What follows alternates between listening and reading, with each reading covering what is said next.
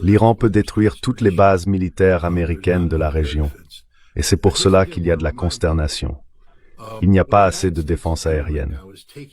Je veux simplement rappeler que ce que les États-Unis font en ce moment, c'est retirer des batteries de missiles THAAD et Patriot 3 d'Asie, d'Europe et même du territoire continental américain pour les déployer au Moyen-Orient, parce qu'elles n'y étaient pas.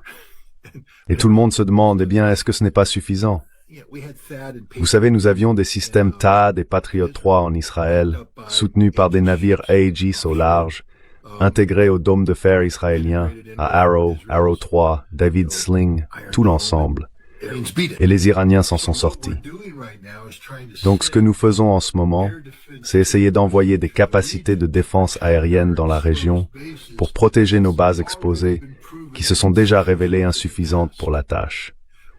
Nous n'avons pas assez de navires équipés de systèmes Aegis SM-3 ou SM-6. Nous n'avons pas assez de batteries THAAD. Nous n'avons pas assez de batteries Patriot. Et même si nous en avions, elles ne seraient pas assez performantes pour arrêter les missiles iraniens les plus avancés. Voilà la réalité. L'Iran pourrait très bien couler l'Abraham Lincoln. C'est d'ailleurs pour cela que les États-Unis abattent le drone à mesure qu'il s'approche. Et les Iraniens se sont réfugiés sous terre depuis longtemps. À Mashhad, il y a une ville souterraine où ils abritent la direction et il y a d'autres sites également. Elle est conçue pour résister même à une attaque nucléaire de faible intensité. Les missiles Tomahawk les plus avancés ont été livrés aux Russes en parfait état. Cela signifie que les Russes ont déchiffré leurs capacités et maintenant qu'ils ont signé un accord avec les Iraniens, ils leur ont transmis ces informations également. Nous avons peut-être encore quelques tours dans notre manche, mais pas assez. Mais au bout du compte, l'Iran est un grand pays. Et il y a beaucoup de cibles. Et nous n'avons pas assez d'armes pour les frapper. Ils ont dispersé leurs missiles, dispersé leur direction. Encore une fois, leurs missiles balistiques sont leur coup décisif. Les Iraniens ont déclaré qu'ils frapperaient le point le plus éloigné d'où les avions américains attaquant l'Iran sont basés. Donc en ce moment, cela signifie qu'ils vont frapper des bases européennes avec des missiles que l'Europe ne peut pas intercepter. C'est un fait. Vous savez, personne n'est prêt à ça. Personne n'est prêt à ce qui va se passer. Tans, vous voyez? Et l'Iran a envoyé, une demi-douzaine de missiles vers une base déjà évacuée. Beaucoup de ces missiles étaient anciens et ont été abattus. Je pense qu'un ou deux des nouveaux ont réussi à passer et ont détruit un radar valant des centaines de millions de dollars, juste pour faire passer un message. Nous pouvons le faire, et vous ne pouvez rien faire pour nous en empêcher. Et c'est ce message qui a fini par s'imposer. Voilà. Je ne pense pas que nous ayons de super armes secrètes. Je pense que ce qui nous préoccupe, c'est la vulnérabilité de l'Abraham Lincoln. Ce n'est pas le Hood.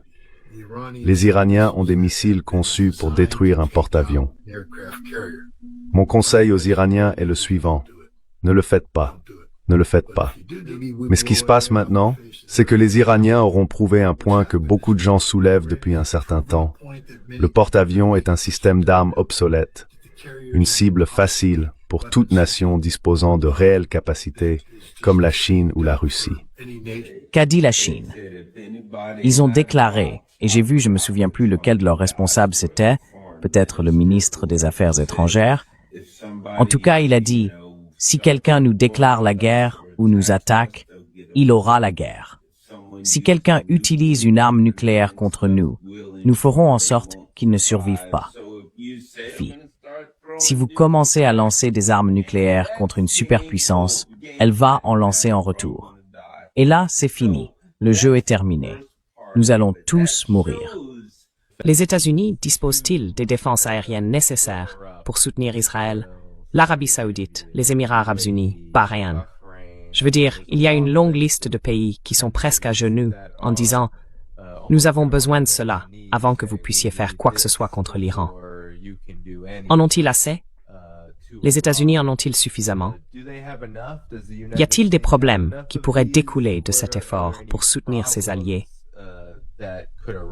ou vassaux, ou quel que soit le terme qu'on veuille employer?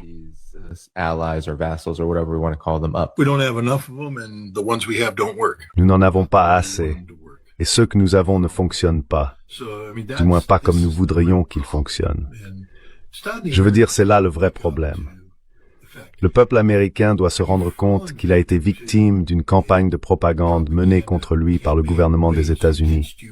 Le système Patriot ne fonctionne pas comme on le présente. Il est, je pense, lié à l'ancien système Safeguard.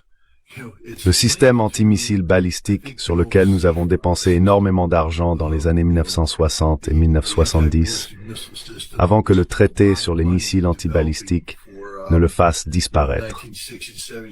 Mais lorsque l'armée américaine a déclaré avoir besoin d'un missile de défense antiaérienne de théâtre, au lieu de le concevoir à partir de zéro, les entrepreneurs de la défense ont fait ce que font les entrepreneurs de la défense. The defense contractors do what defense contractors do. They take the technology and then they bring it. Ils prennent la technologie, la transfèrent et l'adaptent afin d'économiser sur les coûts de recherche, de facturer le maximum et de réaliser des profits maximum. Le Patriot est tout simplement un système médiocre. Il est fondamentalement défaillant dans sa manière d'aborder le problème, car il repose sur des technologies héritées des années 1960 et 1970 qu'on essaye d'adapter. Nous bricolons dessus depuis mise à jour après mise à jour après mise à jour. Il ne fonctionne toujours pas comme il le devrait. Les Russes, eux, ont résolu ce problème. Il suffit de demander aux Ukrainiens. Ils n'abattent pas les missiles russes. Et les Russes ont partagé leurs solutions avec les Iraniens. Les Iraniens ont suivi. Souvenez-vous, ils disposent d'un très bon service de renseignement. Demandez-vous comment ils ont enlevé la bête de Kandahar, le RQ, peu importe lequel. Vous savez, le grand drone furtif qui ressemble à un B-2. Les Iraniens l'ont détourné. Il a décollé et les Iraniens ont intercepté le signal, en ont pris le contrôle, l'ont fait venir et l'ont fait atterrir. Pour faire cela, ils ont dû résoudre une série de problèmes de décryptage. Ils ont dû développer la technologie. Ils l'ont fait. Ce sont les Iraniens qui ont amené le Hezbollah à pénétrer les systèmes radiotactiques israéliens à saut de fréquence, afin de pouvoir en temps réel les intercepter, les décrypter, puis parler dedans en imitant les voix des Israéliens. Personne ne pensait que c'était possible.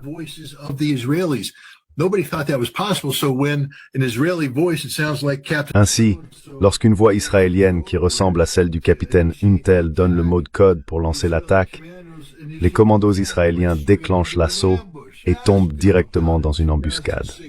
Demandez-leur d'en parler. La guerre de 2006. Les Iraniens sont vraiment doués. Ils se classent toujours parmi les meilleurs aux Olympiades internationales de mathématiques. Ce sont des gens qui ont résolu une multitude de problèmes. Et, vous savez, ils ont compris comment déjouer la défense aérienne américaine. Ils ont recueilli beaucoup de renseignements. Encore une fois, ils ne sont pas stupides. Ils ont testé le système. À la fin, ils jouaient avec. Au début, lorsqu'ils lançaient leurs attaques, c'était une réaction, parce qu'ils avaient été durement frappés, alors ils ripostaient simplement. Une fois qu'ils ont repris pied, remarquez comment la guerre des missiles a changé.